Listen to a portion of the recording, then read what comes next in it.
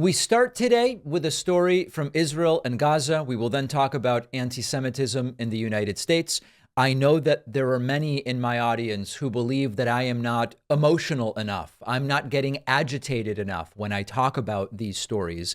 If that's what you want, you're not going to be happy with these stories either. I know that there are other shows where you can find emotional attacks or defenses or condemnations or outbursts and screaming and this sort of thing. That's just not what we're doing here. I'm going to try to present to you the stories of what is going on and what is the legality and what are the implications of what has taken place.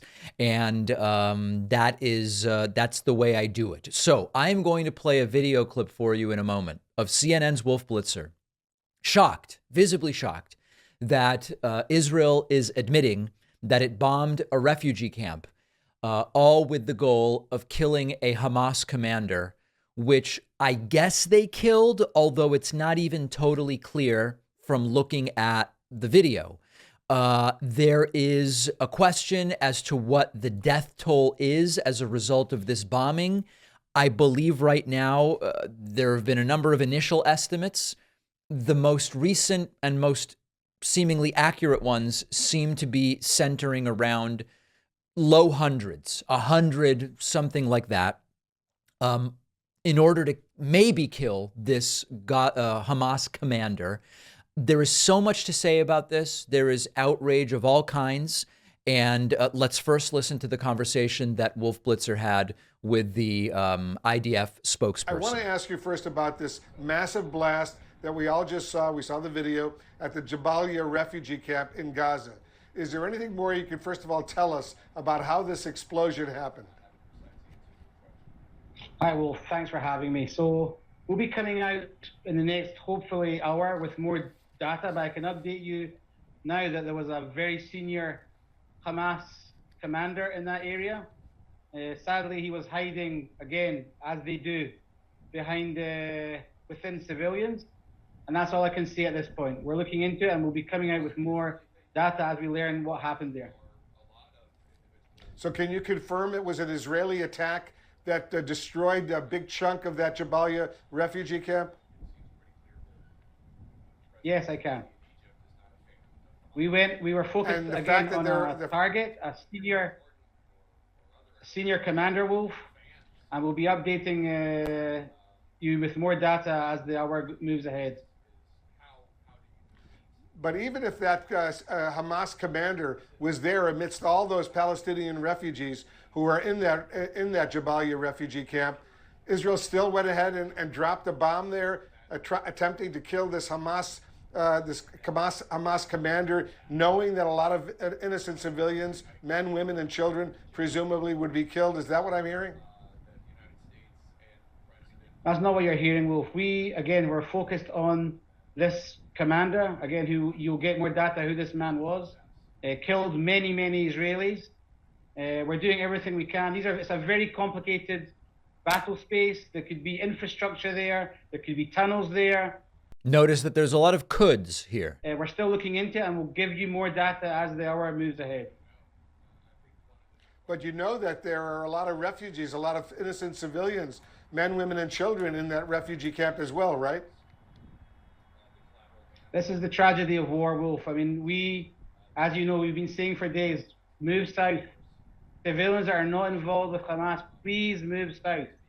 Yeah, I'm just trying to get a little bit more information. You knew there were civilians there. You knew there were refugees, all sorts of refugees, but you decided to still drop a bomb on that refugee camp, attempting to kill the Hamas commander. By the way, was he killed? I can't confirm yet. There'll be more updated. Yes, we know that he was killed.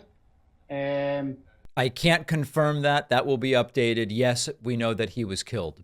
So, and to correct what I said earlier, low hundreds in terms of injuries and 50 Palestinians believed dead, maybe to kill this Hamas commander. Now, here's my view on this.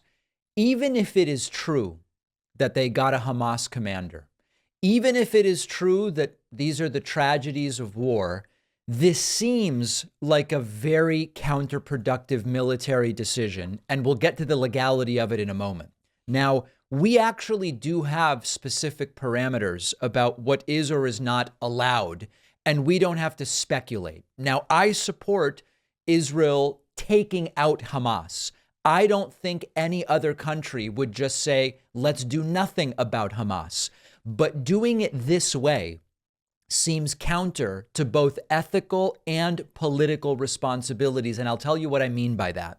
When we evaluate the legality of, let's assume that they're telling the truth, right? There was a Hamas commander, and let's even assume that they got him, which the guy says we don't yet know, but yes, we got him. And they killed 50 people and injured another 150 in so doing it.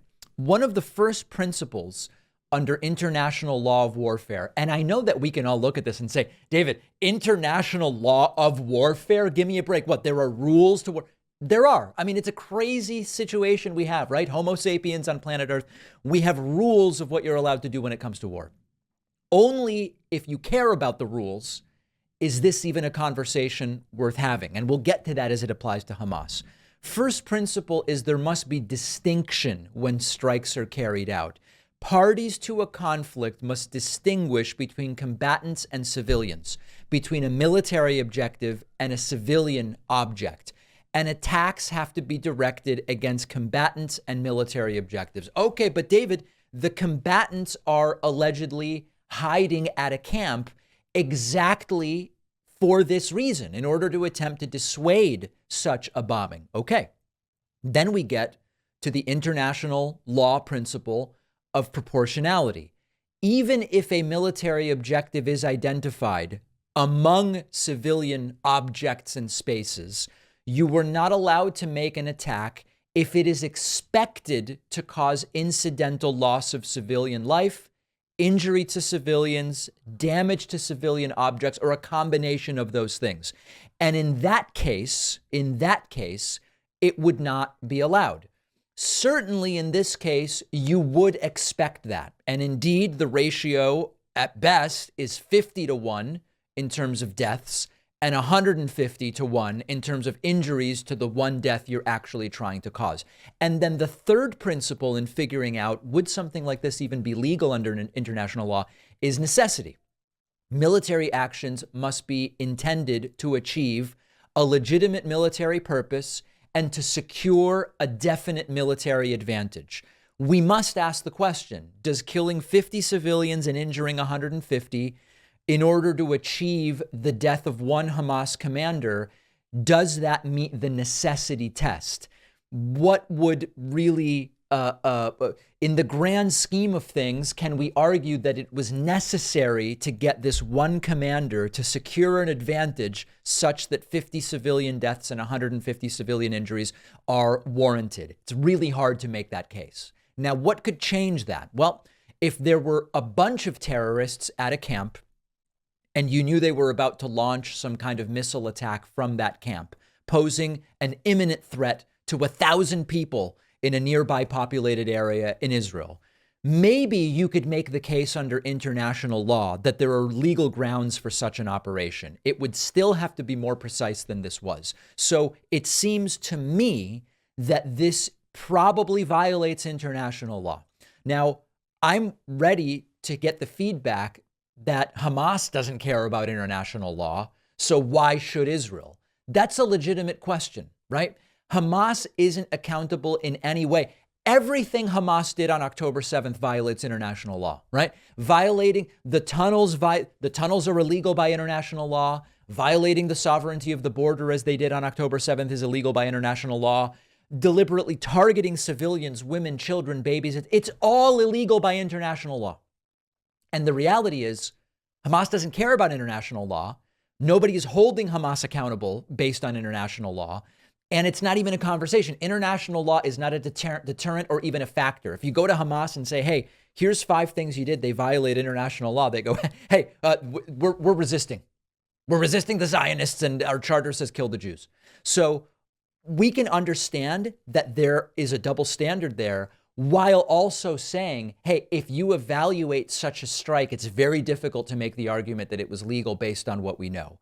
Now, even if you believe that this strike was legal by international law, and you somehow believe that it was a good tactical decision, it's still a terrible decision by PR standards, because as we saw in the immediate aftermath of October 7th, sympathy for the need for Israel to defend itself against terrorist attacks from Hamas was as high as it had been in a very, very, very long time.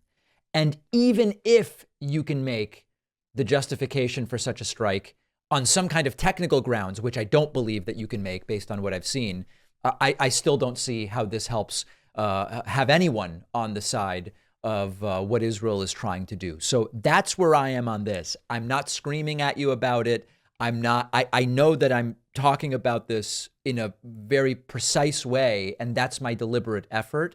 And I'm open to feedback on what we saw, if it's tailored to the facts rather than to emotion. And by the way, if there is even any idea of attacking me for being Jewish as a reason to ignore everything I say, then this next segment is probably something that you should listen to. Online threats are constantly growing and evolving, and our sponsor, Mono Defense, makes it so easy to just be protected. It's a one-stop shop to staying safe and unleashing your online freedom, because with your Mono Defense account, you can get a whole suite of easy-to-use tools for every device you own. It comes with Passwarden, which is their highly acclaimed password manager. You can create unique passwords for all accounts, and you don't have to worry about remembering them. Comes with DNS Firewall, which will proactively block suspicious traffic from malicious websites and services to protect you from malware, phishing, other online dangers. And you'll also get Smart DNS. Smart DNS lets you change your geographic location so you can access websites and content not normally available where you live. You'll also get Authenticator, which is their powerful two-factor authentication tool, and it makes sure it is really you logging in, even if your password is compromised. You get it all with just a single Mono Defense subscription, all of the robust, simple-to-use security tools on 5 devices. And Mono Defense is a Ukrainian company, which I think is important to support right now. Go to monodefense.com/Pacman. Get 30% off. The link is down below.